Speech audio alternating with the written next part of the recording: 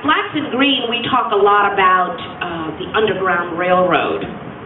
We talk about the great legacy of stewardship of the land and reinventing that legacy here in the age of climate change.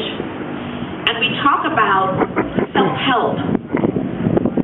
And we talk about that conviction that must precede any resolution to be free. Any reach for help must be preceded by that inner storm which comes to a calm of resolve that, yes, I can be my own savior. And we love the story of the Underground Railroad because it also demonstrates for us that, again, the age of the lone wolf is over, and yes, we must reach across the lines of race and class to have allies working with us to create the world that, after all, is one world. You know, you've got the astronauts going out now to fix the Hubble, and one of them said recently that the most beautiful thing about going out in space is looking back at home. We're on a blue marble, guys. A little bitty blue marble.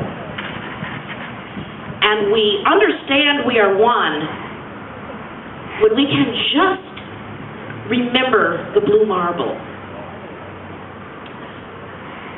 In the Underground Railroad story, we know that the challenge that caused the triumph against all the odds, I mean, there was no agreement whatsoever that African fugitives, captives, ought to have any right to do anything they wanted to do. There was no agreement. There was no legal agreement. There was no religious agreement. There was no, peer-to-peer cultural environment that said, yeah, you're right. All the odds were against us. And in the same way, we have a challenge right now where, the business environment, the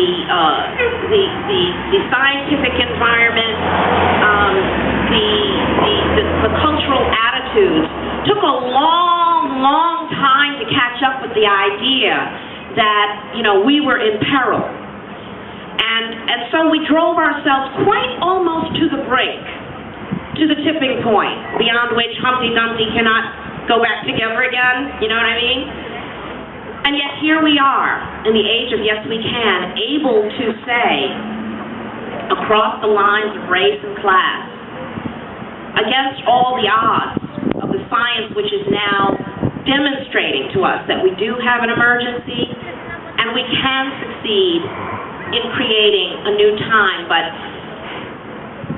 sometimes to do the right thing requires that we remember the blood.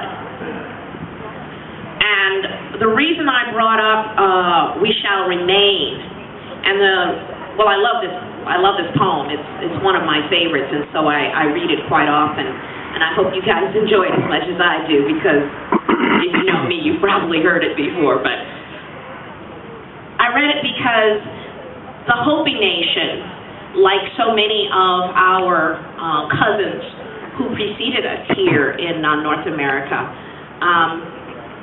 were the subject of genocide. I mean,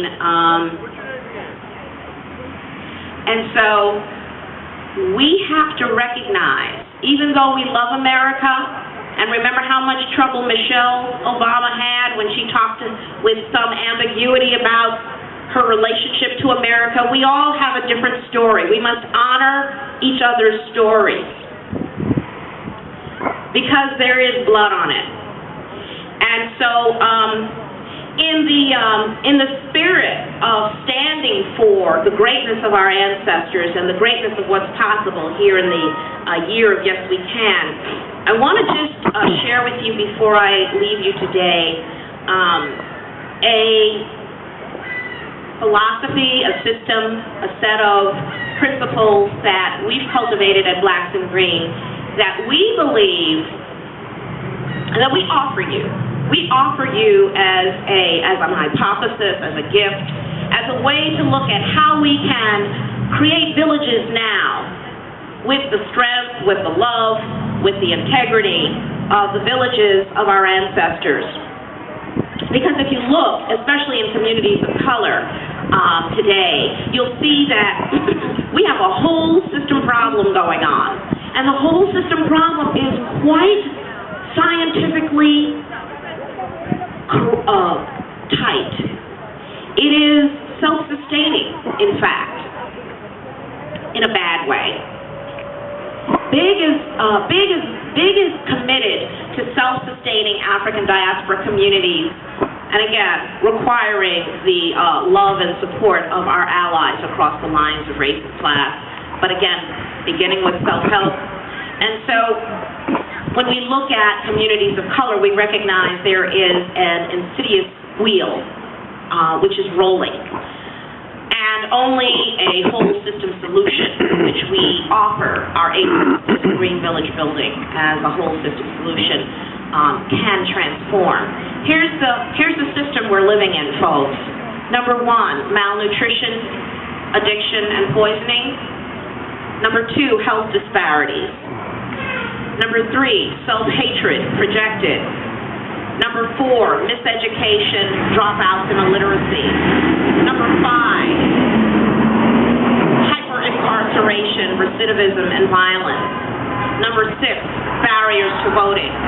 Number 7, underemployment and unemployment. And number 8, unprepared parenting and state-supported single-parent homes. Does that sound familiar? Okay. Tight system. It is self-perpetuating. And only a whole system, we believe, can transform that. So, I'm going to share with you the 8 principles of Green Village Building, see how they resound with you, and invite you to come play with us as we create villages around the region. The first thing that you can understand about a village, or that I'm going to share with you, is that it's a walkable place, a place you can know intimately. And with that picture in mind, here we go. Each village has its own measures, exchanges, and repositories of wealth. Each village produces its own energy for heat, light, and transportation. Each village supplies all basic goods and services to neighbors, converting waste to wealth in the process. Each village is sustained through job-driven development without displacement, providing low-income housing and producing high-quality food through land trust CDCs. That's the Community Development Corporation. Each village celebrates its past, present, and future culture through stories in print, digital, and theatrical forms. Each village is a walkable, self-sustaining whole with interdependent local ties and global context. Each village fosters lifelong learning through hubs, which are epicenters for green training, development, and lifestyle transformation. And each village circulates its wealth through neighbor-owned businesses, which invent, invest, manufacture, and merchandise. So I'm going to leave you today by sharing with you that I grew up in a self-sustaining Black community. And every year my mom was a great big fundraiser for the United Negro College Fund. What is the self-interest of your village? My mom sent me every couple of times a year around to all the neighbor-owned businesses, the printer, the grocery store, the dry cleaner, the shoe repair, the portrait gallery, the tax man, the funeral parlor, the printer. All of these were businesses within walking distance which were neighbor-owned.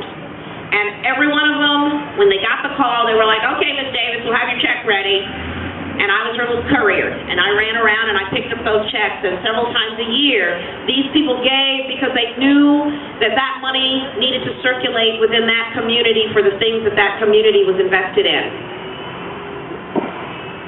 My mom was raised in a self-sustaining African diaspora community where everything they ate, they raised, and everything they wore, they made. And they thought that they were poor, and they discovered they were rich. And so we are discovering with Grannynomics, right? Grannynomics, that we are not so far that we cannot pull ourselves back from the brink. With the aid of the angels and our ancestors on our shoulders, yes, we can make an oasis wherever we live. Thank you so much.